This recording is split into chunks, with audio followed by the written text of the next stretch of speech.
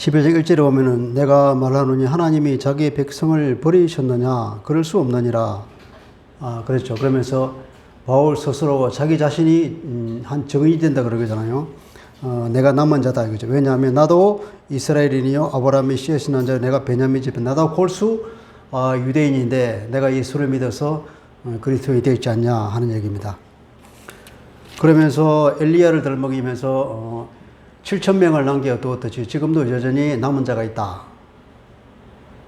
그러니까 구원받는 사람들은 오로지 하나님께서 주권적으로 선택한 그 사람이 구원을 받는데 이방인 가운데서도 하나님께서 선택하시고 유대인 가운데서도 하나님의 선택함을 받는 그 사람만이 구원을 받는데 그 사람을 뭐냐면 남은 자라는 개념을 사용해서 말하고 있죠.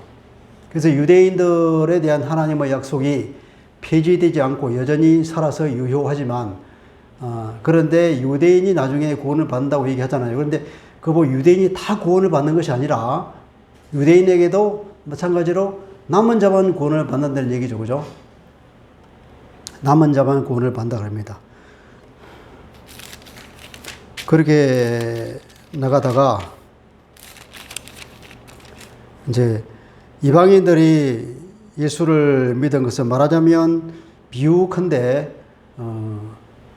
그 돌감람나무인 이방인들이 참감람나무 가지가 꺾인 그 자리에 접붙임을 받은 횡재를 얻었다. 그러니까 이방인 그리스도인이 유대인들에게 자랑하지 말라는 거죠. 자랑하지 말라고 하는 그 말이 그 이후에는 그 엄청난 후폭풍을 몰고 온 것이 뭐냐면 엔티세미티즘이란 말이 있었다 그랬죠. 지금까지도 유대인들이 온 세계에서 이방인들의 알게 모르게 박해와 그런 조롱을 받고 있다는 거죠. 지금 보면은 온 세계에서 뛰어난 사람들은 다 유대인인데도 불구하고 사람들은 그 유대인들을 시기하고 질투해서 그런지는 모르지만 어쨌든 싫어하고 기독교인들도 일반적으로 보면 그 유대인들에 대해서 반감이 있단 말이죠. 하나님을 죽인 메시아를 죽인 사람이라고 그렇게 많은 박해를 받아왔는데 그런 생각은 굉장히 잘못된 거란 거죠. 엔티세미티즘은 굉장히 잘못된 거다. 바울이 여기서 말하듯이 이방인 그리스도인들이 유대인에게 절대로 자랑할 것이 못 된다. 왜냐하면 그 뿌리가 누구냐? 뿌리가 이 구원의 뿌리가 결국은 아브라함이라는 유대인으로부터 온 거고 유대인의 조상으로부터 하나님께 받은 그 약속 때문에 이루어진 것인데 자랑할 것 없고 또 말하자면 하나님께서 그 자기 백성이라고 그렇게 도장을 찍었던 이스라엘 사람들도 믿지 않기 때문에 가감하게 잘라버렸는데 하물며 이방인인 너희일까 보냐 하는 거죠. 이방인이든 누구든지 하나님의 말씀을 따르지 않고 믿음에서 떨어지면 언제든지 잘라버린다. 그러니까 하나님께서는 항상 그 어미하심이 있다 그랬잖아. 어미하심 그것이 몇 절에 있죠?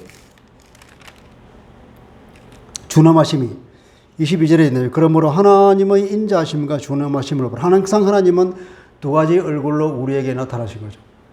한쪽은 은혜와 한쪽은 심판. 그죠? 한쪽은 인자심과 한쪽은 준엄하심. 하나님의 순종하지 않는 사람에게는 그 준엄함을 보이시고 하나님께 순종하는 사람에게는 하나님께 인자를 보이시고 그런 불쌍한 사람들에게는 하나님께서는 회개하는 사람에게는 긍휼을 베푸시는 하나님을 본다 그죠. 그러니까 하나님 앞에 믿음을 보이지 못하고 교만한 자에게는 여전히 하나님의 준엄함을 맛볼 것이라는 거죠.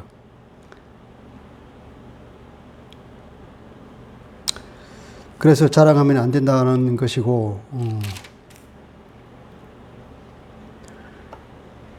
그런데 이제 바울의 얘기가 그 비밀이 있다. 내가 너에게 비밀을 말한 건데 그 비밀이 뭐냐면은 하나님께서 정하신 숫자가 있는데 이방인들이 그 정한 숫자까지 들어오면 그때 이제 유대인들이 구원 얻을 차례가 올 거라는 거죠. 첫째 단계는 유대인들이 메시아를 배척한 사건이 1단계고 2단계는 그로 인하여서 이방인들이 하나님께 돌아와서 구원을 얻는 것이 2단계고 3단계는 이제 이방인의 수가 꽉 들어차면은 드디어 유대인들이 그 이방인이 하나님의 사랑을 받는 것을 보고 질투가 나서 자기가 회개하고 하나님께 돌아올 날이 올 거라는 거예요. 그때 여기가 다 유대인들이 구원을 얻을 것이라 그랬죠. 그 다는 말 그대로 모든 유대인들이 구원을 받는 것이 아니라 그때에 말하자면 역사상 보지 못한 그런 많은 숫자 유대인들이 하나님께 돌아오는 일이 이제 생겨난다는 거죠. 그렇지만 다는 아니다는 거예요. 항상 남은 자만 하나님의 택함을 받은 그 사람들만 구원을 얻을 것이라는 그 얘기입니다.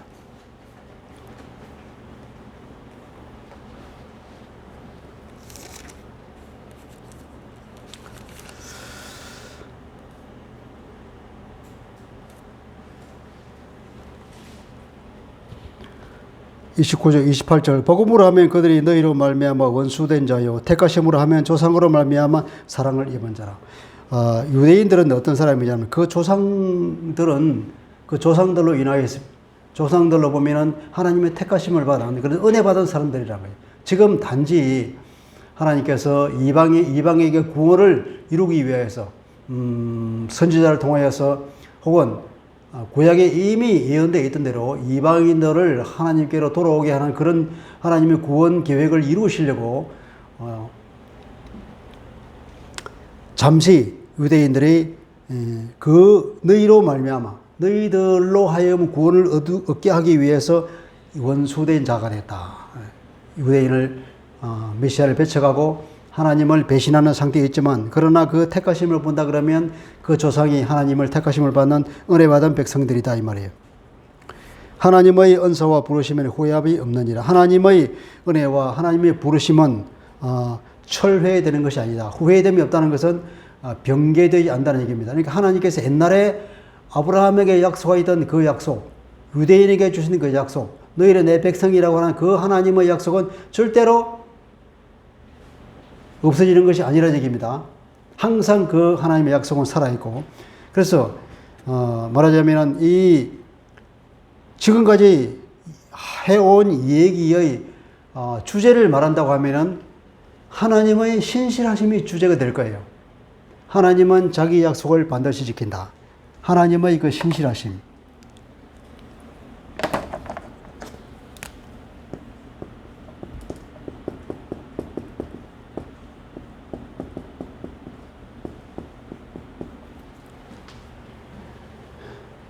여기서 하나님의 의라고 하는 것은 하나님의 신실하심이죠. 그죠?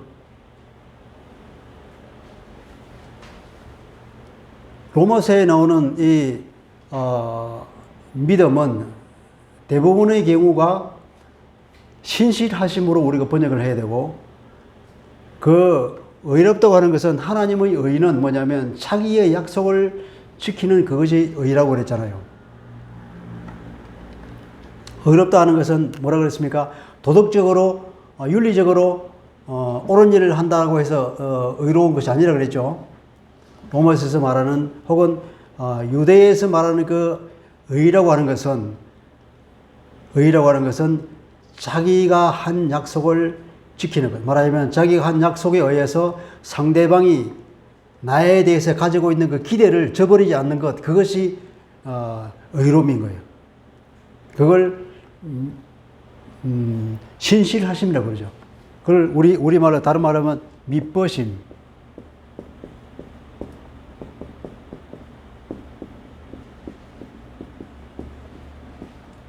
우리 믿었다 하는 말을 쓰잖아요. 믿었다. 하나님의 믿버심이라는 거예요. 하나님은 믿을 만한 분이에요. 항상 자기 약속을 지키거든. 하나님은 우리에게 제일 먼저 한 약속이 뭘까요?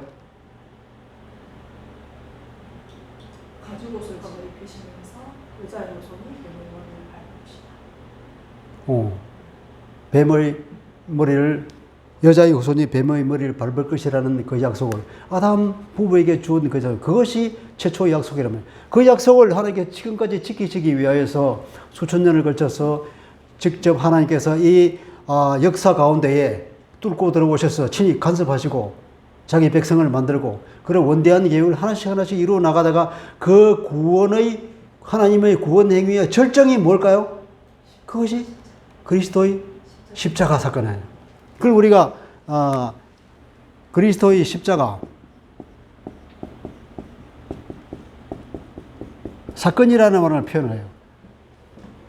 왜냐하면 그리스도께서 십자가를 지시고 그리고 죽고 장사지냈다가 다시 부활하시고 하늘에 올라가시는 그걸 다 합해서 뭉뚱그려서 그냥 십자가 사건 이렇게 말하면 다 되잖아요. 그죠?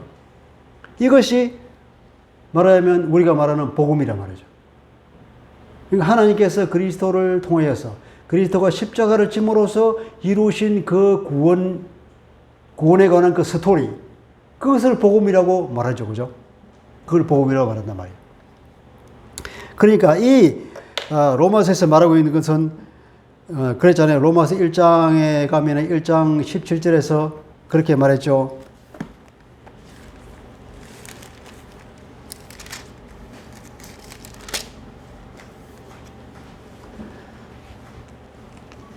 복음에는 하나님의 의가 나타나서 믿음으로 믿음에 이르게 하느니 기록된 바 오직 의인은 믿음으로 말미암아 살 것이다. 복음에는 하나님의 의가 나타났다. 이 복음, 이 십자가 사건에 보면 이 사건 안에 뭐가 있느냐면은 하나님의 의가 있다. 하나님의 의. 그러면 이 하나님의 의가 뭐냐면 당연히 이 하나님의 신실하심을 말하는 건데 하나님의 신실함은 뭐냐? 하나님의 약속을 지키는 거예요. 구원 계획을 이루시는 것. 이 십자가 사건을 통해서 인간에게 하나님의 구원을 이루시는 그 결정적인 사건이 바로 절정이 바로 십자가 사건이니까 이 십자가 사건을 보니까 바로 하나님께서 자기가 약속한 것을 지켰네. 그 신실함이 바로 나오고 있네. 그러니까 이 하나님의 신실함 즉 하나님의 의. 이 십자가 사건에 하나님의 의가 있다는 거예요. 이게 여기 17절에 보면 1장 17절에 복음에 하나님의 의가 나타났다 하는 거죠. 있어요.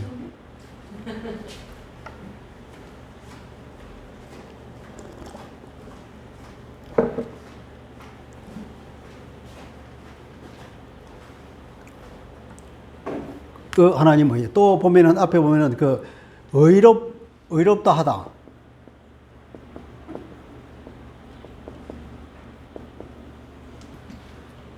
의롭다고 해주다. 그러니까 이게 우리가 한자로 칭의라고 그러잖아요. 의롭다고 칭해주는 것. 의롭다고 칭해주고 의롭다고 한다고 하는 것은 이게 영어로 번역할 때 이걸 보니까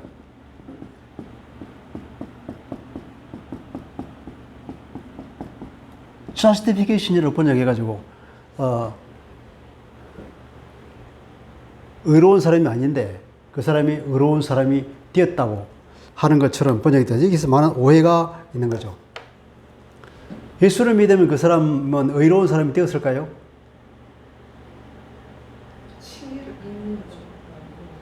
그냥 하나님께서 의롭게 해줄 뿐이지 내 자신이 의롭게 내가 변한 것은 아니란 말이야. 그걸 잘 알아요. 우리는 그러니까 말하자면 용서받은 죄인이에요. 용서받은 죄인. 그러니까 바울이 로마서에서 말하는 것을 쭉 보면은 결국 앞에 1장, 2장, 3장까지 보면은 전부 다 모든 사람이 하나님의 그 진노 아래에 있는, 왜냐하면 그 다 이방인들은 우상 숭배로 떨어져서 그야말로 행편없는 상태에 빠져 있는 그 비참한 상황에 빠져 있는 것을 설명하고, 유대인들도 별 것 없이 하나님의 말씀을 받았지만 그걸 지키지 못해서 다 하나님의 심판 가운데 떨어져 있는 그런 불쌍한 처지에 있는 그런 상황을 말하고 있잖아요. 그 상황에서 누구든지 그 어느 누구도 나중에 하나님의 심판대 앞에 서면 아무도 거기서 심판을 면할 자가 없는 거예요. 그죠? 그런데 그 상황에서 하나님께서 여기서 의롭다 하다고 하는 것은 뭐냐면 그 재판정 앞에서 하나님의 심판대 앞에서 심판을 면하는 거예요. 면제해 주는 거예요. 의롭다 한다는 것은. 이거는 그 재판 용어란 말이에요.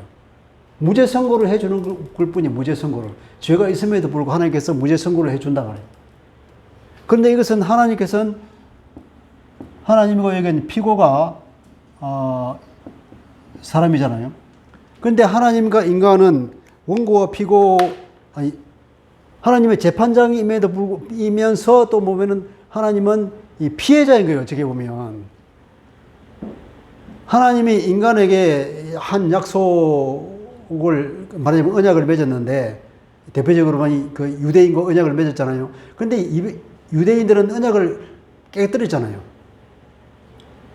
그 언약을 깨뜨린 것에 대한 것을 아주 그 결혼 관계를 비유해서 우리에게 말해준 것이 호세아서잖아요. 우리 호세아서 배웠잖아요. 호세아서 보니까 그 결혼 계약을 그냥 뭐 밥 먹듯이 어기고 계속 나가서 음란한 짓을 데려오면 또 나가고 데려오면 또 나가고 계속 음란한 짓을 하는 고매를 보고 하나님께서는 이스라엘을 봐라 이와 같다. 저보다 더 못한 이스라엘이다. 그럼에도 불구하고 내가 너를 사랑하니 호세야 어느 음란한 아내 고매를 다시 데려와서 함께 살아라. 이렇게 말한 하나님입니다. 바로 이것을 얘기해 주는 거잖아요. 그 하나님께서는 어떻게 보면은 이 언약을 깨뜨린 피해자임에도 불구하고 그 언약을 약속을 유지해 나간다는 거예요. 사람은 계속 그 하나님과의 관계를 깨뜨리고 하나님을 배신하고 다른 길로 갔지만 하나님은 여전히 기다리면서 그 사람이 돌아오기를 기다리고 자기가 이 약속을 파괴해버리고 끝났어 하고 선언해버릴 때만 끝까지 하나님은 처음에 한 약속을 지키겠습니다. 언제든지 취소하더라도 아무런 비난을 받을 것이 없는데 불구하고 하나님 끝까지 그 약속을 지키시는 하나님. 이 하나님의 신실하심이 그러니까 이방이든 유대인이든 그 신실함을 지키고 나간다고 하는 것이 어떻게 보면 이 로마서의 주제인 거예요. 그러면서 이제 9장, 10장, 11장에서 그러면 유대인들은 어떻게 되느냐? 유대인은 구원을 못 받냐? 하면서 유대인들에 대해서도 여전히 하나님께서는 그 신실하심을 유지하고 있다 하는 것이 이거잖아요. 그죠? 11장에 들어와서 드디어 그 때가 온다. 유대인에게 복음이 전할 때, 그 구원 얻을 때가. 그러면 29절에 이제 그 하나님의 은사와 부르심, 하나님의 처음에 유대인에게 준 약속은 절대로 변개되지 않는다. 후회하심이 없느니라. 이 번역은 그렇게 잘못된 겁니다. 변경할 수 없는 것이다. 취소될 수 없는 것이다. 대부분의 영어 번역은 그렇게 되어 있어요. 30절 너희가 전에는 하나님께 순종하지 아니하더니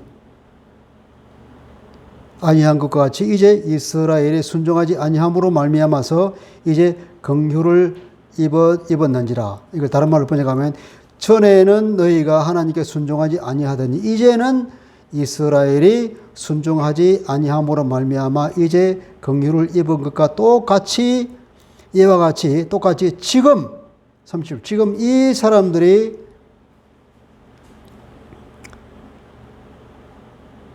순종하지 아니하니 이는 너희에게 베푸신 그 긍휼로 이제 그들도 긍휼을 얻게 하려 하심이라. 이방인에게 구원을 얻게 하신 하나님이 이 나라의 이방인은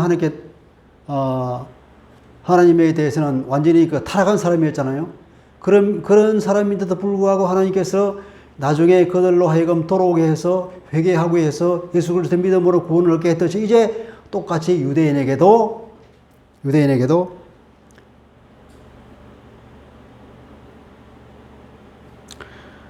이방인에게 베푸신 그 긍휼처럼 유대인에게도 그 긍휼을 줄 때가 되었다 이겁니다.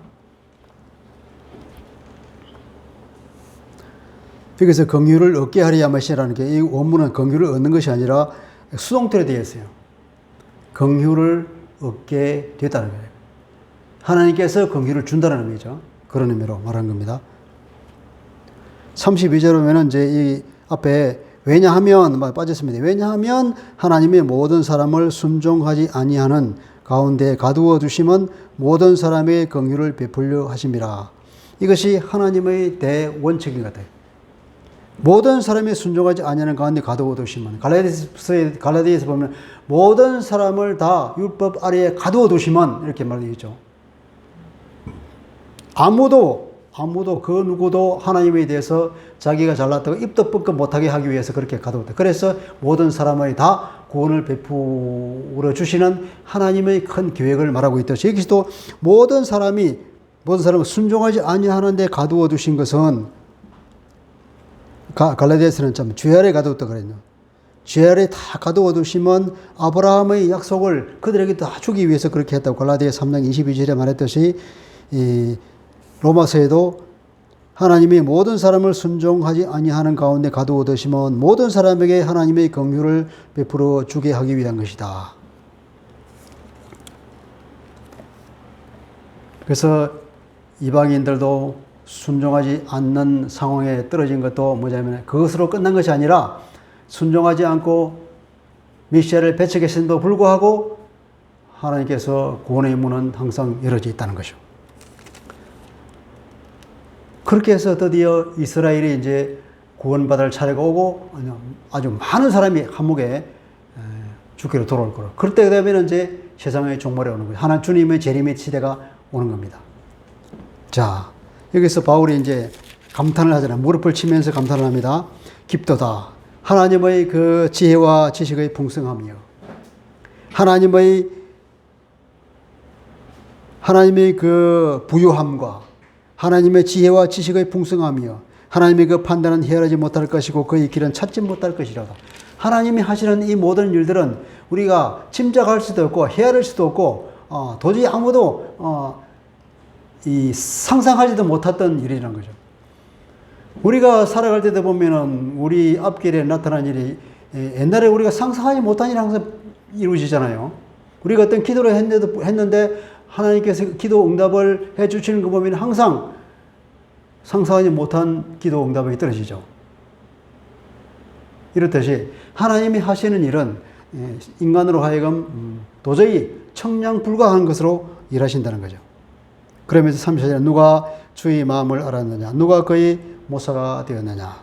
누가 주께 먼저 드려서 갚으심을 받겠냐? 누가 하나님께 먼저 드려서 하나님이 빚진 사람이 되어서 갚아줘야 할 그런 일이 생길 수 있겠느냐?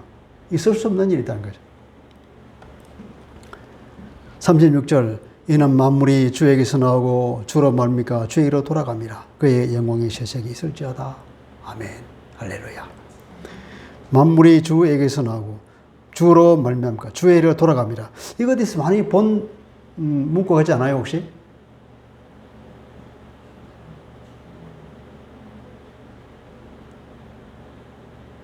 링컨인가요? 게티즈버그 연설에서 민주주의에 대해서 하는 얘기 있잖아요. 인민을 위한 민주주의. For the people, by the, 뭡니까? Of the people, by the people, for the people 그러죠. Of the people, by the people, for the people. 여기도 마찬가지예요, 이게. Dia auto, dia auto, ace auto, 또 ace, ace auto?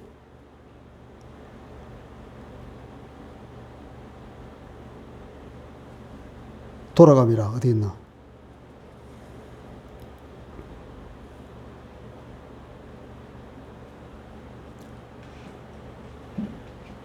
에이스는 에이스. X.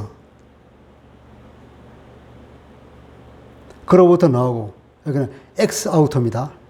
그를 통하여 나오고, 디아 아우토입니다. 또 그에게로 돌아간다. is 아우토입니다. 여기 영어로는, of the people, by the people, for the people. 인데 여기서는, 헬라어에서는 X, 디아, 에이스 이렇게. 아마 이것을 두고 그 사람이 그런 연설문을 작성하지 않았나 싶기도 해요. 이렇게 해서 이스라엘에게도 여전히 하나님의 신실하심은 증명이 된다. 그래서 이스라엘도 유대도 구원 얻을 때가 반드시 온다. 단 그러나 하나님의 주권적인 선택에 의해서 선택된 자만 돌아오는 남은 자만 돌아오지만 지금은 거의 모든 대부분의 사람들이 바울 시대에는 안 돌아왔잖아요. 그죠? 아주 소수 몇몇만 돌아왔는데 때가 되면은 많은 사람이 추수가 된다는 거죠. 그럴 때가 올 것이다. 12장에 들어갈까요? 자, 12장부터는 이제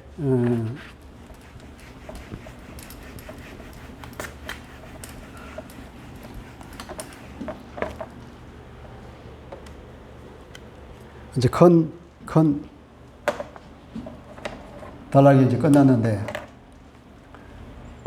1부터 11장까지 이게 이제 이거는 구원에 관해서 그죠? 복음에 관해서 설명을 했고 12장부터 15장까지는 그러면 우리가 실제적인 삶에서 그러면 어떻게 살아야 할 것인가 거기에 그래서 바울이 이제 우리에게 권고를 하는 거죠. 권고. 제발 이렇게 살아라. 하나님의 의로움을 받아서 이제 하나님의 백성이 되었다면 그 백성다운 삶을 구체적인 삶의 현장에서 어떻게 나타낼래? 나타내야 되잖아요.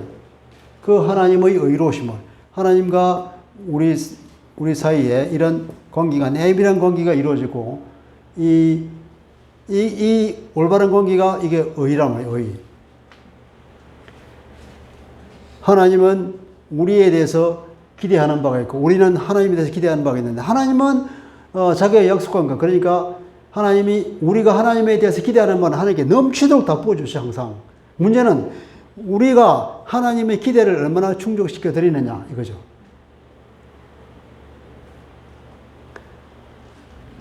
복음은 이제 하나님의 나라의 복음이라고 얘기했잖아요. 복음. 복음은 하나님이 통치하신다. 한마디로 말하면 그 떠나셨던 그 하나님이 다시 돌아오셔서 우리를 그분의 사랑과 은혜와 긍휼로 통치하신다 하는 거잖아요. 옛날에 우리는 아담의 운명을 쫓아서 이 죄의 지배하에 떨어져 버렸는데 그래서 하나님의 통치를 받지 못하고 사단의 통치, 죄의 지배 아래에서 비참한 삶을 즉 말하자면 심판 하나님의 진노 아래 떨어져 있는 심판마다 더 지옥에 갈 수밖에 없는 그런 운명 가운데 살았는데 하나님께서 과거에 했던 그 약속을 생각해서 당신의 아들을 보내셔서 십자가를 지심으로 모든 인류의 죄를 자기 몸에 다 가져가서 대표로 자기 몸을 스스로 제사를 드림으로 하나님 앞에 모든 죄를 다 심판해버렸단 말이에요. 그래서 이 죄 아래 빠져있는 우리를 마치 노예를 돈 주고 사오는 것처럼 그렇게 우리를 하나님 백성으로 다시 돌아오게 했단 말이에요. 그러니까 우리가 드디어 이거는 이제 하나님의 왕국이야. 이게 사단의 왕국에서 하나님의 왕국 우리가 옮겨졌어. 그러니까 다시금 우리가 그 자비로운 은혜로우신 하나님의 통치를 받게 되었다. 그 우리의 통치자는 누구라 그랬죠?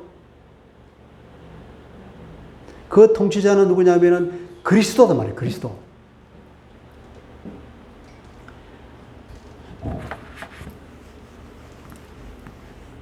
요한복음에도 보면 하나님께서는 모든 심판과 그것을 그리스도에게 자기 아들에게 다 위임시켜 줬다고 말을 하고 있듯이 또 그런 것도 있잖아요. 그 마태복음 맨 뒤에도 보면 하늘과 땅의 모든 권세를 내가 가졌으니 그렇게 해줘.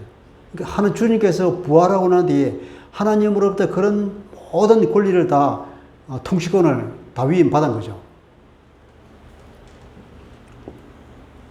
이 주인이 그리스도입니다. 그리스도. 그 주님께서 죽음으로 되었다가 다시 부활하시고 어떻게 되냐면 성천하셨던 거예요. 이 성천하신 것이 뭐냐면 성천하는 것이 결국 주님은 이 모든 우주 만물의 주권자요 통치자로 이제 선언이 된 거죠. 주권자요 통치자로 그걸 등극을 했다고 그렇게 표현을 해요. 신학자들이 등극하신 것이다. 그 왕좌에 그죠?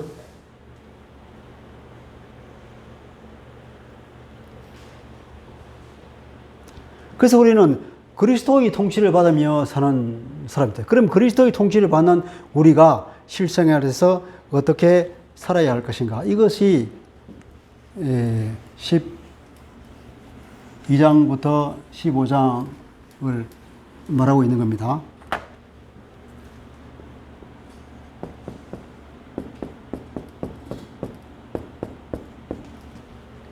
이제 12장과 15장을 이제 두 개로 나누면 12장과 13장은 또 좀 다르고 14장, 15장은 이제 구체적으로 로마 교회의 상황에 대해서 어떤 해법을 주는 겁니다. 12장, 13장은 아까 추상적인 거죠. 추상적인 설명을 하고 16장은 이제 인사로 끝입니다. 자, 그 중에서 12장 1절, 2절은 어떻게 보면 이 전체에 대한 주제라고도 할 수 있겠습니다. 같이 한번 읽어볼까요? 시작. 그러므로 형제들아, 내가 하나님의 모든 자비하심으로 너희를 권하노니 너희의 몸을 하나님이 기뻐하시는 거룩한 산 제물로 드리라. 이는 너희가 드릴 영적 예배니라. 너희는 이 세대를 본받지 말고 오직 마음을 새롭게 함으로 변호를 받아 하나님의 선하시고 기뻐하시고 온전하신 뜻이 무엇인지 분별하도록 하라. 그랬죠. 보면은 바울이 내가 하나님의 모든 자비하심으로 너희를 권한다 그러죠. 이 권한다고 하는 것은 사도의 이 권위로서 강력하게 권고한다는 그런 말인데, 그 권고하는 그 밑바닥, 그 근거는 뭐냐면 하나님의 모든 자비하심으로 이 말이에요.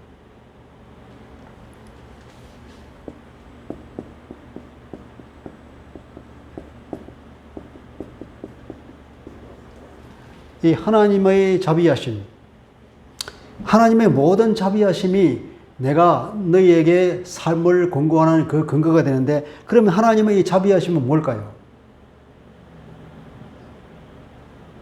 바로 이거 하나님의 모든 구원 행위겠죠, 그죠? 하나님께서 우리에게 그 모든 긍휼과 은혜를 다 베푸셔서 구원받을 수 없는 처지에 있는 사람임에도 불구하고 하나님의 주권적인 선택에 의해서 우리가 그런 행운을 받아서 하나님의 자녀가 다시 됐단 말이에요. 다시 하나님의 통치 가운데 들어가서 이제 하나님의 왕국에서 하나님의 은혜와 하나님의 그 모든 사랑의 통치를 받으며 살아갈 수 있는 그 행운을 얻었는데, 그러한 하나님의 모든 자비하심을 두고 내가 너희가 권고하노니 이 권고를 안 따를래 이 말이죠. 그죠? 그러니까 바울이 말하는 그 권고라는 것은 하나님 우리에게 이렇게 넘치는 은혜를 부어주셨는데 거기에 마땅한 반응, 하나님의 그 사랑의 행위에 어떻게 반응해야 될 것인가, 그게 아니겠어요? 그겠죠, 그죠? 너희의 몸을 하나님이 기뻐하시는 거룩한 산 제물로 드려라. 이제 구약의 제사의 개념을 가져와서 말하죠. 구약의 제사는 제물을 죽이잖아요. 근데 여기서는 바울은 이제 그런 구약의 이 개념이 아니고, 이것은 이제 은유로 빌려왔을 뿐이고, 제물로 드리라고 하는 것은 살아있는 제물. 구약으로 치면 네 제물이야. 너는 그러니까 제물은 죽었으니까 너는 이제 이 세상에 대해서 죽은 존재야. 죽은 존재가 되면 죽어서 어떻게 되냐, 하나님께 제물로 아주 드려버리는 사람이다. 그런 깊은 자각 가운데 살아라 하는 겁니다. 우리가 6장 7장에서도 그런 것을 배웠잖아요. 우리가 그리스도의 십자가에 함께 참여해서 세례를 받음으로 인해서 우리가 세례를 받아서 주 안으로 들어갔다. 세례를 받아서 죽음 안으로 세례를 받고 그리스도 안으로 세례를 받고, 그죠? 우리가 주님의 십자가에 동참함으로 우리가 죽었다 말이에요. 죽어버리고 이제는 죄의 정노릇이 아니라 하나님께 우리 자신을 드리고 우리를 의의 병기로 우리 자신을 드리는 그런 계속해서 거룩함을 살아가서 드디어는 구원을 얻을 것인데, 6장 7장에도 그런 거가 되듯이 여기도 마찬가지로 이제 산 제물로 드리라. 너는 완전히 죽은 존재야. 이제 죽었다고 생각하고 하나님의 통치 속으로 들어간 하나님께 순종하는 사람이 된 거다. 바울은 이런 얘기를 하면서 믿음의 순종이라는 말을 쓰죠.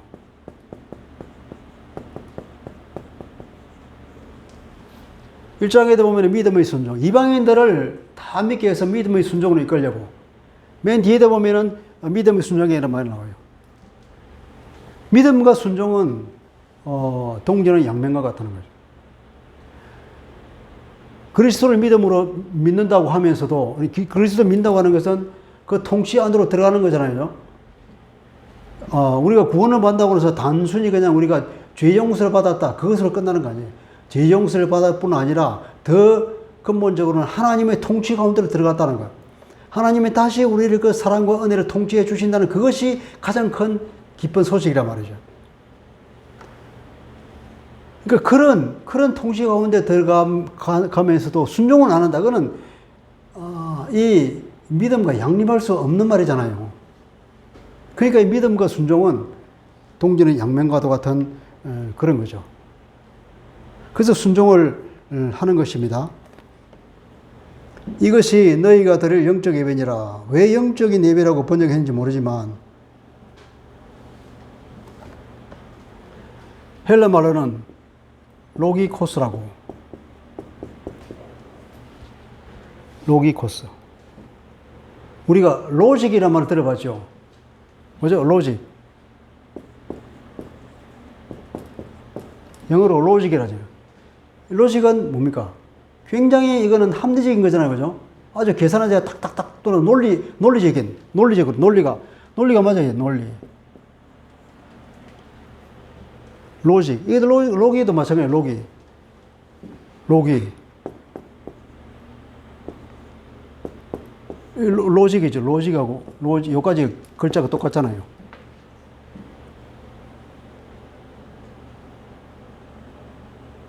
그러니까, 이것이야말로 너희가 너희 몸을 하나님이 기뻐하시는 거룩한 산 제물로 드린 것 자체가 뭐냐면 이것이야말로 아주 로직한 예배다. 그럼 이걸 어떻게 번역하면 좋을까요? 원나삼 이거 어떻게 번역하면 좋을까요? 어떤 예배냐 그러면은 로기콘한 예배다. 로기콘 예배. 그 로직한 예배라 이 말이에요. 로직 워십이라고.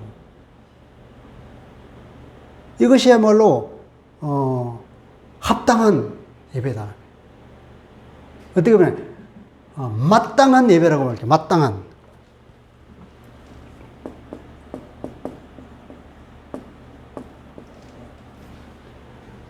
이것이야말로 너희가 드릴 마땅한 예배가 아니냐. 너희 몸을 하나님께 완전히 드려버리고 너희는 너 자신이 죽으면 완전히 죽어버리고 주님께서 말씀하시기를 나를 따라 오르는 자는 자기를 부인하고 자기 십자가를 지고 나를 따르라 하는 것처럼 나는 이제 주님 안에 없어. 내 자신의 주님 앞에서 내가 내세울 건 아무것도 없단 말이죠. 우리가 주님 앞에서 자기 내세울 게 있겠습니까? 그 어느 누가 주님 앞에서 자기를 내세울 수 있겠어요? 자기를 낼 수 없는 거죠. 자기를 부인할 수밖에 없는, 내 모든 생각은 주님 앞에서 다 부인될 수밖에 없는 거죠. 입도 뻥끗 못할 거 아닙니까? 욥이 말했잖아요. 이제 내가 입을 다뭅니다. 내가 아무것도 모르는 것이 그냥 함부로 나불 그렇습니다. 그러면서 입을 닫겠습니다. 그랬잖아요. 욥기 마지막에 보면. 하나님 앞에서 어떻게 누가 감히 이 말을 하겠습니까? 우리는 그런 하나님의 그 은혜에 대한 당연한 반응으로서 내가 내 자신을 제물로 하나님께 드리는 그것이야말로 내가 그 하나님의 은혜의 당연한 반응이고 마땅한 예배고 그것이야말로 가장 합당한 예배다. 그것은 뭐냐? 제물로 드린다는 것은 뭘까요? 내가 살아가는 모든 영역에서 이제는 나는 없다는 거죠. 그죠? 살아가는 모든 삶의 영역에서 하나님의 말씀에 따라서 그분의 통치를 받는 거예요.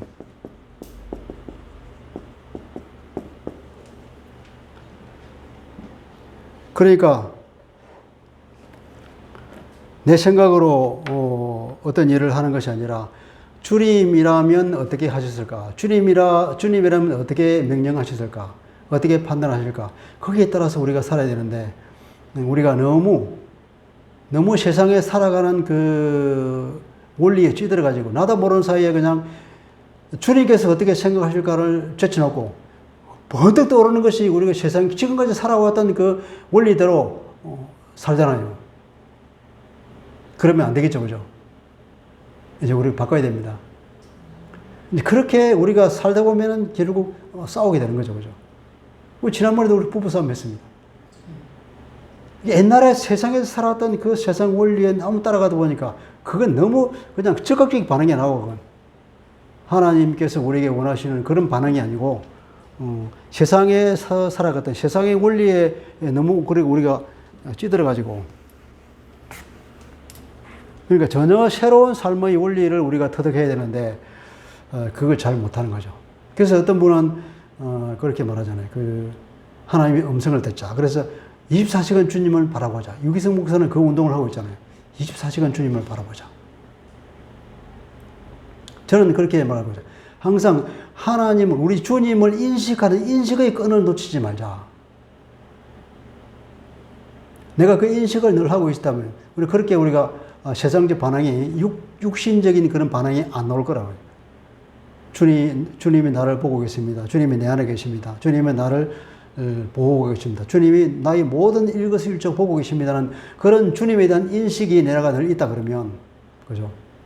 그러면 우리가 주님과 대화하기도 쉬울 거고, 우리가 어떤 문제가 생길 때 적극적으로 주님께 기도부터 먼저 할 거야 될 것이고, 우리가 어려운 일을 당했을 때 내가 세상적인 반응보다는 주님 안에서 주님의 생각이 뭔지를 물어보고 반응하게 되는 그런 좀 더 우리가 순화된 반응이 나올 수 있겠죠. 이게 그리스도인들이 해야 될 대원칙인 거죠.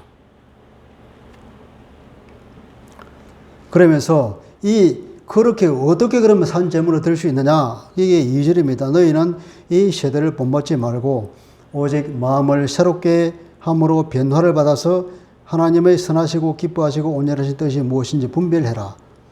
그러니까 이 세대를 본받지 말고 마음을 새롭게 함으로써 변화를 받으면 하나님의 선하시고 기뻐하시고 온전한 뜻이 무엇인지 분별하게 된다 이 말입니다. 그리고 원문은 하나님의 그 뜻을 분별할 수 있도록 하기 위해서 마음을 새롭게 해서 변화를 받아라는 거예요. 그러니까 이건 한마디로 말하면 마음의 변화죠.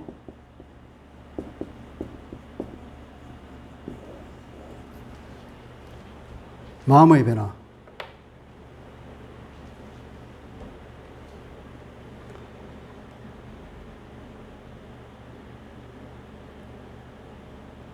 우리 그리스도인들이 세상 사람들한테 손가락질 많이 당하고 있잖아요. 제일 크게 받는 비난이 위선자라는 비난을 받죠. 말은 그럴듯하게 잘 하는데 실제 행동을 보니까 예수 안 믿는 사람보다 어떻게 보면 더 못하다고. 신문지상에 오르내리는 많은 사람들, 어떤 비리로 인해서 구속이 되고 큰 건물급들 보면은 교회의 장로였다는 사람들 너무나 많잖아요. 이것이 왜 이런 일이 생길까? 왜 이런 일이 생길까 하면 우리가 너무 이 교회 생활만 강조해서 그래요.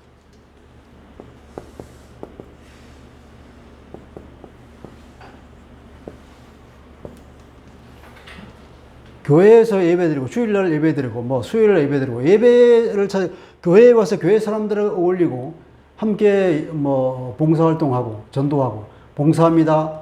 전도합니다. 우리끼리 모여서 그냥 헌금 열심히 냅니다. 그게 무슨 의미가 있어요? 세상에 대해서 어떤 선한 영향을 끼치지 못한다면 그건 아무 의미가 없잖아요. 그냥 친목단체에 불과하겠죠. 우리끼리 모여서 우리끼리 잘 먹고 잘 사는데 그게 무슨 의미가 있어요? 우리 교회가 좀 반성할 필요가 있겠죠. 교회가 돌아가려면 당연히 교회 내에서 봉사하는 사람도 있어야 되겠죠. 예배를 봉사하고, 그죠? 밥을 먹으면 또 식당 봉사하는 사람도 필요하고, 또 사람 많이 오니까 주차 봉사하는 사람도 필요하고, 그리고 사람을 또 자리에 안내하기 위해서 최신자 안내하는 사람도 필요하고. 그런데 그 모든 것은 어떻게 보면 없어도 되죠. 없어도 돼. 근데 더 중요한 것은 뭐냐? 세상을 향하여 교회가 어떤 일을 할 것인가, 어떤 향기를 내뿜을 것인가. 그러려면 교회가 중요한 것이 아니라 교회에 소속된 이 구성원들이 이제 예배를 끝나고 세상에서 나가서 자기가 있는 현장에서 삶을 살아나갈 때에 그 삶의 현장에서 다른 사람은 이제 드디어 사람을 보잖아요. 그 세상 가운데서 어떻게 살아갈 것인가. 저 사람은 교회 다니는 자들이 좀 다르네. 그런 소리를 다 들어야 되는데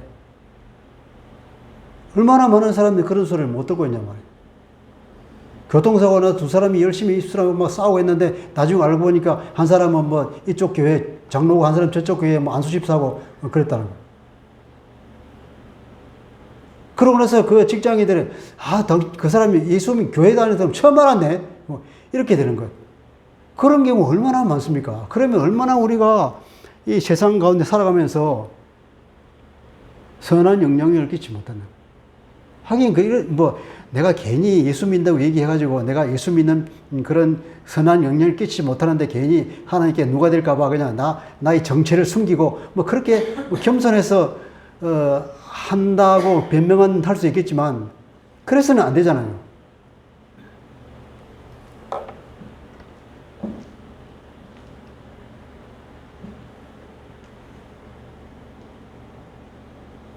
예를 들자면 제 얘기 자랑같이 얘기해서는 좀 그렇겠지만 옛날에 제가 직장 생활할 때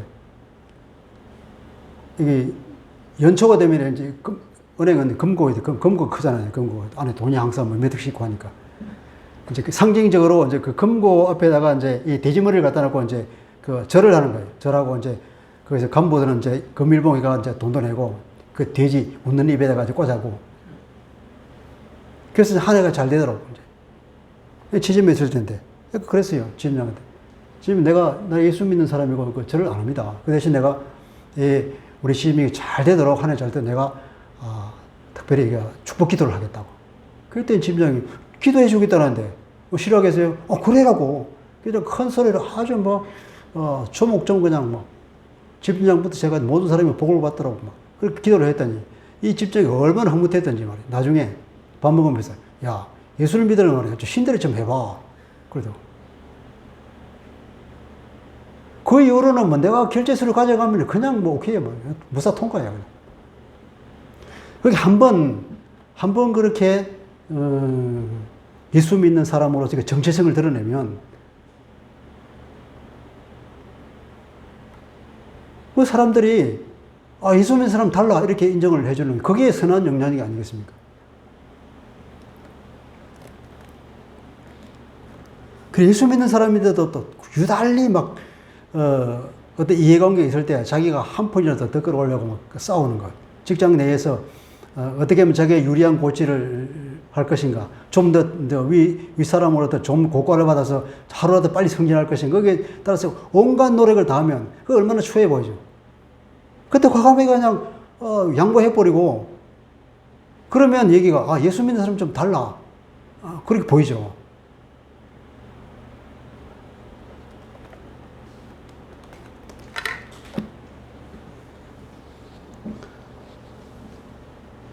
이제 이게 우리가 늘 이렇게 되는 건 아니지만 하여튼 그렇게 되도록 우리가 늘 주님에 대한 인식의 끈을 놓치지 않으면 이게 가뭄에 콩 나듯이라도 한 번씩 두 번씩 되고 그 다음에 이제 좀 더 자주 되고 그렇게 되면 선한 영향을 조금이라도 끼칠 수 있겠죠. 그렇게 되어야 된다. 그러니까 이 삶의 현장 가운데에서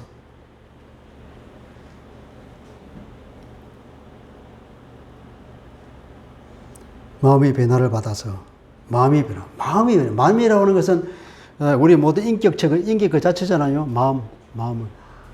마음이 변화를 받아야 되는데 이 마음의 변화를 안 받아서 그렇죠. 하영조 목사님이 소천하시기 얼마 전에 병원에 누워 있을 때 그 제자들이 많이 가서 이제 마지막 작별이라 인사하고 그렇게 했겠죠. 어떤 목사가 제가 가서 얘기를 하니까 자기 가서 얘기한 그 마지막 대화를 나눈 것을 얘기하더라고. 그분 얘기가 내가 참 지금까지 목회를 헛했다. 왜 그러세요? 가만히 보니까 사람이 안 변해 사람이. 내가 일본 가보니까 말이야. 그분이 오랫동안 일본 병원 입원 많이 했었거든요. 일본에 가보니까 일본 사람들은 참 사람이 친절하고, 그렇더라고. 그러면서. 오늘의 교회에 있는 교회들, 장로들도 저렇게 못할 거라고. 사람이 선하고 친절하더라고요. 우리 교회에 있는 장로들, 집사들 저렇게 친절하고 선하지 않더라고요. 그지? 아무리 가르쳐도 안 변한다는 겁니다. 이게 마음의 변화를 못 받았다는 거예요.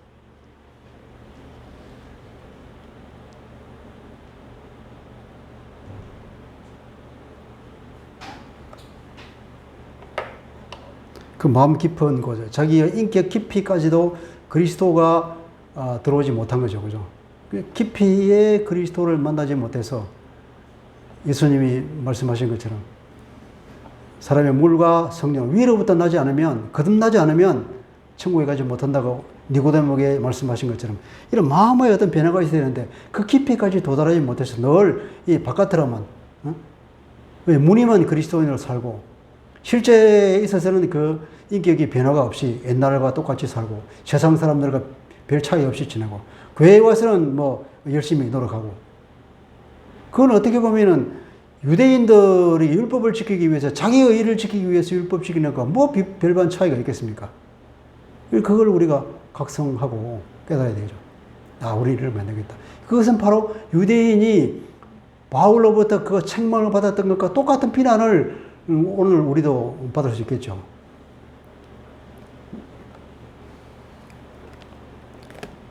시병에 들어와서 바울이 그렇게 선언하는 겁니다. 대원칙이 뭐냐? 너는 때 죽어서 그리스도 안에서 죽고 산 제물로 드리고 우리가 살아가는 그 현장에서 그리스도의 향기를 나타내는 주님의 말씀에 순종하면서 사는 그것이야말로 우리가 마땅한 그리스도인의 삶의 모습이다. 그래서 이 세상의 풍조를 따르지 말아라. 세상을 본받지 말라고 하는 세상에 동화되지 말라는 거예요. 우리가 세상을 변화시켰는데 내가 세상에 들어가서 세상에 동화되어 버리면 안 되잖아요. 주님께서 하나님께서는 이스라엘 백성을 이끌어내가 그 가나안에 넣으면서 가나안 사람들에게 절대로 거기에 동화되지 마라. 그러니까 그 사람하고 아주 언약을 맺지 마라. 그 사람 많은 우상을 숨기지 않느냐. 그 사람 문화에 물들지 마라. 그 사람 우상을 학지 숨기지 마라. 그러니까 아예 그 사람하고는 약조를 하지 마라. 결혼하지 말고 통혼하지 말고 그 사람 무슨 약조도 맺지 말고 들어가면 아예 그 사람을 싹을 없애버려라 그랬잖아요. 우상을 다 깨고 부셔버리고 그 재단도 헐고 완전히 헐어도 없어질 뿐 하고 너희들끼리 살아라. 물들지 말고. 그 정도로 세상의 문화와 우리가 이 세상의 문화를 변화시켜야 된다. 우리가 거기에 들어가서 동화되는 것이 아니고 이 세대를 본받지 마. 이 세대, 세상의 원리가 있지 않습니까? 우리는 세상은 세상이 살아가는 원리가 있고 우리가 여기서 살아가려면은 세상은 우리 가르쳐 주잖아요. 우리가 태어나면서부터 근데 나이가 20세, 30세쯤 되면은 30세. 자, 공자가 말하기를 나 30이 되니까 나는 섰다 그랬습니다. 그러니까 30이 되니까 내 가치관이 다 확립이 되는 거예요. 보통 사람이 나이가 30쯤 되면은 자기 가치관이 확립되는 겁니다. 이 가치관은 어디서 나요? 세상이 보여주잖아요. 보여주고 그 원리대로 살고 내가 경험하면서 계속해서 세상은 이것을 원하는구나. 이런 논리를 써야 되는구나. 세상에 있는 사람들은 나에게 이걸 기대하는구나. 그 기대에 맞춰서 내가 삶의 원리를 만드는 거예요. 그게 세상적 가치관인 거죠. 그리스도인들은 어떻게 됩니까? 이거 하나님이잖아요. 하나님과 나와의 관계가 내면가 형성되잖아요. 이제 하나님과 나와의 관계, 아버지와 나의 관계로 아주 친밀한 관계로. 옛날에 그 관계가 회복이 됐죠. 아담이 가졌던 그 관계를 우리가 다시 회복한 겁니다. 이런 관계에 있을 때, 우리가 아버지와 자녀의 관계가 회복이 될 때, 그러면 우리는 세상에 나에게 요구하는 바대로 사는 것이 아니라 하나님의 나에게 뭘 요구할까? 그죠? 이게 의의 아닙니까? 의. 이 관계라고 하는 것이 하나님이 나에게 뭘 기대할 것인가? 그 기대에 충족하도록 사는 것. 그것이 하나님의 의를 만들어주는 거 아닙니까? 그것을 충족하기 위해서는 이게 바로 하나님께 순종하며 사는 거죠. 순종하며 사는 게고, 내가 세상에 대해서는 죽었고, 이제 주님 안에서 나의 주장을 내세우는 것이 아니라 주님의 말씀에 따라서 순종하며 사는, 하나님을 오로지 겸손하게 사는 거라고.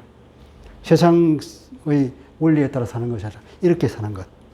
이렇게 우리가 되어야 되는데, 이것이 우리가 그리스도인들이 살아가는 삶의 원리로서 우리가 발휘해야 할 최종적 모토인 거죠. 알겠죠? 그걸 위해서 우리가 살아야 돼. 그걸 위해서 기도해야 되고 도와달라고 기도하고 늘 그것을 묵상하면서 우리가 살아갈 때 그 그리스도를, 우리 주님을 인식하는 인식의 끈을 놓치지 말고 그렇게 살아가는 우리가 됐으면 좋겠습니다. 기도하겠습니다. 하나님 아버지, 로마서 지금 11장까지 우리가 배웠습니다. 여기 사마들에만 하나님께서 얼마나 신실하신 분인지, 당신께서는 당신의 백성이 그토록 그 언약을 저버리고 하나님을 떠나고 배신하고 하나님의 가슴에 못을 박았건만 하나님께서는 끝까지 당신의 그 약속을 지켜주시는 하나님의 신실하심을 보게 됩니다. 먼저는 이방인으로 하여금 구원을 얻게 만들고 나중에 종래에는 결국 유대인들도 구원을 얻게 할 것이라는 바울이 그 하나님으로부터 계시를 받아서 하나님과 깊고도 그 오묘한 하나님의 그 계획을 알고 무릎을 치고 하나님을 찬양했습니다. 이제 우리가 12장에 들어가면서 우리가 어떻게 살아야 할 것인가에 대해서 봅니다.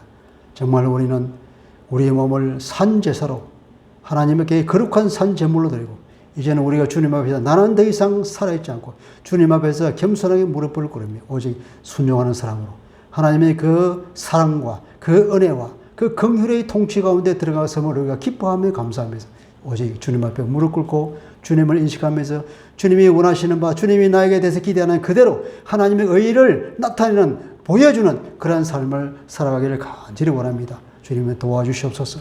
우리가 더 이상 세상에 동화되지 않냐고 우리 마음으로부터 깊은 변화를 받아서 오직 주님의 영광을 드러내는 그런 삶을 살아갈 수 있도록 은혜 베풀어 주옵소서. 주 예수 그리스도의 이름으로 기도합니다. 아멘.